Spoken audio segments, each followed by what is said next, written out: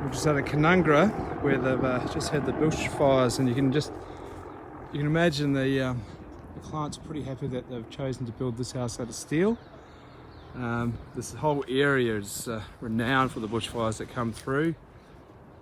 This mountain over here was fully lit last week. A few houses were lost, including the Binnabara Lodge, which is just up the valley there. And we'll have a quick look through. This house is called the Don. It's quite a large house. It's got a nice big open span, rake ceilings. Some of the best features of this place.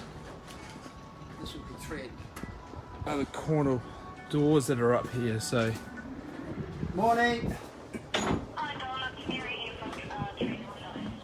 Hi Mary from Trend Windows. How you doing? So we have a look over You're here. looking well.